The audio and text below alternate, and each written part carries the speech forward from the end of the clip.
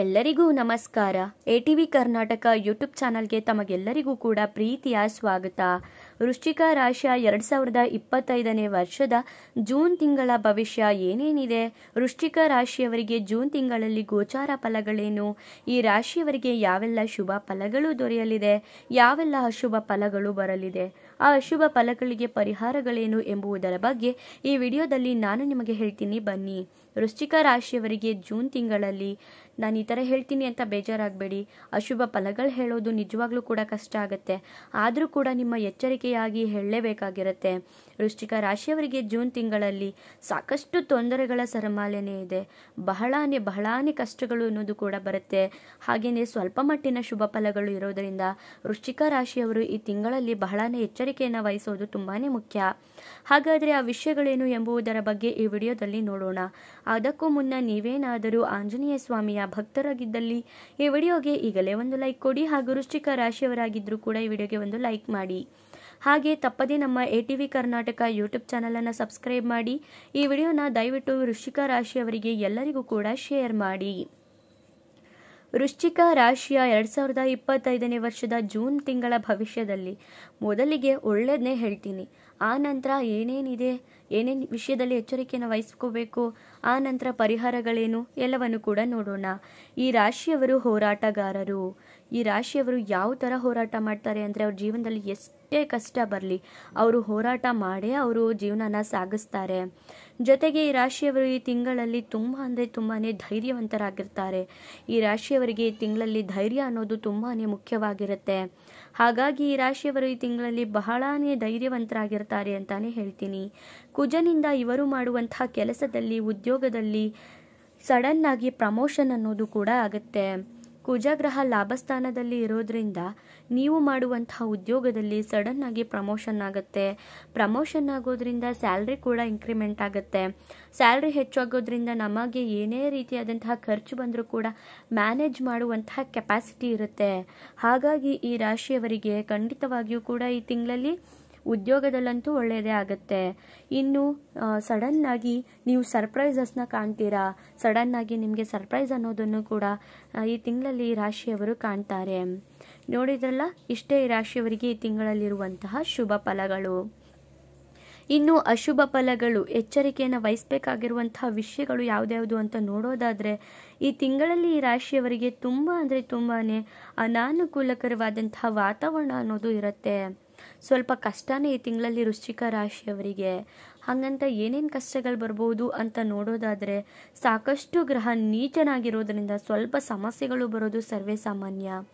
ತುಂಬ ಗ್ರಹಗಳು ಈ ರಾಶಿಯವರಿಗೆ ಈ ತಿಂಗಳಲ್ಲಿ ಲಾಭ ಸ್ಥಾನದಲ್ಲಿಲ್ಲ, ನಷ್ಟಗಳೇ ಎದುರಾಗುತ್ತೆ. ನೀಚರಾಗಿರೋದ್ರಿಂದ ಖಂಡಿತವಾಗಿಯೂ ಕೂಡ ಈ ರಾಶಿಯವರು ಧೈರ್ಯ ಅನ್ನೋದನ್ನು ಮಾಡಬೇಕಾಗತ್ತೆ.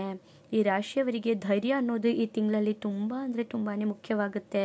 ನೀವು ಧೈರ್ಯನ ಕೆಡಿಸ್ಕೊಂಡ್ರಿ ಅಂದರೆ ಖಂಡಿತವಾಗಿಯೂ ಕೂಡ ಸಾಕಷ್ಟು ನೋವುಗಳು, ಬಾಧೆಗಳು, ಯೋಚನೆಗಳು, ಟೆನ್ಷನ್ಸ್ಗಳು, ಅಳೋದು ಈ ರೀತಿಯಾಗಿ ಆಗೋಗುತ್ತೆ ಈ ತಿಂಗಳಲ್ಲಿ. ಹಾಗಾಗಿ ನೀವು ಎಷ್ಟು ಧೈರ್ಯವಾಗಿರ್ತೀರೋ ಅಷ್ಟು ನಿಮಗೆ ಒಳ್ಳೆಯದು. ಇನ್ನು ಈ ರಾಶಿಯವರಿಗೆ ರವಿಗ್ರಹ, ಬುಧ ಗ್ರಹ, ಗುರುಗ್ರಹ, ಸೂರ್ಯಗ್ರಹ ಈ ಗ್ರಹಗಳಿಂದ ತುಂಬಾ ಕಷ್ಟಗಳು ಎದುರಾಗುತ್ತೆ. ಗುರುಬಲ ಇಲ್ಲದೆ ಇದ್ದರೆ ಸಾಕಷ್ಟು ಸಮಸ್ಯೆಗಳು ಬರುತ್ತೆ. ಏನೇ ಒಂದು ಕೆಲಸ ಮಾಡಿದ್ರೂ ಕೂಡ ಆ ಕೆಲಸದಲ್ಲಿ ಸಕ್ಸಸ್ ಕಾಣೋದಿಲ್ಲ. ಇನ್ನು ಬುಧ ಕೂಡ ನೀಚನಾಗಿರೋದ್ರಿಂದ ಬುದ್ಧಿ ಮಂಕಾಗುತ್ತೆ. ಇನ್ನು ಸೂರ್ಯ ಕೂಡ ನೀಚನಾಗಿರೋದ್ರಿಂದ ಖಂಡಿತವಾಗ್ಲೂ ಕೂಡ ಸಾಕಷ್ಟು ಅನ್ನೋದು ಕಷ್ಟಗಳು ಈ ತಿಂಗಳಲ್ಲಿ ಎದುರಾಗುತ್ತೆ. ಇನ್ನು ಬುಧ ಗ್ರಹ ನೀಚನಾಗಿರೋದ್ರಿಂದ ವಿದ್ಯಾರ್ಥಿಗಳಿಗೆ ಅನಾನುಕೂಲಕರವಾಗಿರುವಂತಹ ವಾತಾವರಣಗಳೇ ಸೃಷ್ಟಿಯಾಗುತ್ತೆ ವಿದ್ಯಾಭ್ಯಾಸದಲ್ಲಿ. ಹಾಗೆಯೇ ಅನಾನುಕೂಲ ವಾತಾವರಣ ಇರೋದ್ರಿಂದ ಈ ರಾಶಿಯವರು ಎಚ್ಚರಿಕೆಯನ್ನು ವಹಿಸಬೇಕಾಗಿರುತ್ತೆ. ವಿದ್ಯಾರ್ಥಿಗಳಿಗೆ ವಿದ್ಯಾಭ್ಯಾಸದಲ್ಲಿ ಅನಾನುಕೂಲವಾಗಿರೋದ್ರಿಂದ ಖಂಡಿತವಾಗಿಯೂ ಕೂಡ ನೀವು ಸಾಕಷ್ಟು ಸಮಸ್ಯೆಯನ್ನು ಎದುರಿಸ್ತೀರಾ. ಹಾಗೆಯೇ ನೀವು ಬಹಳಾನೇ ಎಚ್ಚರಿಕೆಯನ್ನು ಈ ತಿಂಗಳಲ್ಲಿ ವಹಿಸಬೇಕಾಗಿರುವಂತೆ ವಿದ್ಯಾರ್ಥಿಗಳು. ಹಾಗೆಯೇ ವಿದ್ಯಾರ್ಥಿಗಳು ಎಷ್ಟು ಎಫರ್ಟ್ ಹಾಕಬೇಕಂದ್ರೆ ತುಂಬಾ ಎಫರ್ಟ್ ಹಾಕಬೇಕಾಗತ್ತೆ ವಿದ್ಯಾಭ್ಯಾಸದಲ್ಲಿ. ಇನ್ನು ರಾಜಕೀಯದಲ್ಲಿ ಹಿನ್ನಡೆಯಾಗುತ್ತೆ. ರಾಜಕೀಯದಲ್ಲಿ ಯಾರ್ಯಾರು ಉತ್ತಮವಾಗಿ ರೂಪಿಸ್ಕೋಬೇಕು ಅಂತ ಅಂದ್ಕೊಂಡಿರ್ತೀರೋ ಅವ್ರಿಗೆ ಖಂಡಿತವಾಗಿಯೂ ಕೂಡ ಈ ತಿಂಗಳು ಸೂಕ್ತವಾಗಿರೋದ್ರಿಲ್ಲ. ಹಾಗಾಗಿ ನೀವು ಎಚ್ಚರಿಕೆಯನ್ನು ವಹಿಸಬೇಕಾಗಿರುತ್ತೆ.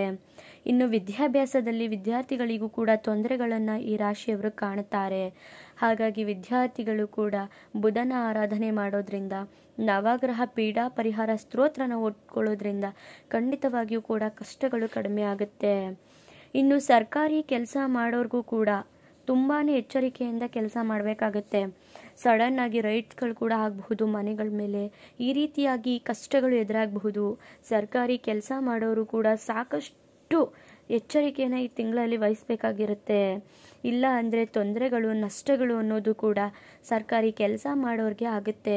ಇವರೇನಾದರೂ ಪ್ರಮೋಷನ್ ಮಾಡಿಸ್ಕೋಬೇಕು ಅಂತ ಅಂದ್ಕೊಂಡ್ರು ಕೂಡ ಇದೆಲ್ಲವೂ ಕೂಡ ತಡೆಯಾಗಬಹುದು ಗೌರ್ಮೆಂಟ್ ಕೆಲಸ ಮಾಡೋರಿಗೆ. ಇನ್ನು ಹಣಕಾಸಲ್ಲಿ ಬಹಳನೇ ನಿಗಾ ವಹಿಸಬೇಕಾಗಿರುವಂಥದ್ದು ವಿಷಯಗಳು ಈ ತಿಂಗಳಲ್ಲಿ ಕಾಣುತ್ತೆ. ನೀವು ಹಣದ ವಿಚಾರವಾಗಿ ಎಷ್ಟು ನಿಗಾ ವಹಿಸ್ತೀರೋ ಅಷ್ಟು ಒಳ್ಳೆಯದು.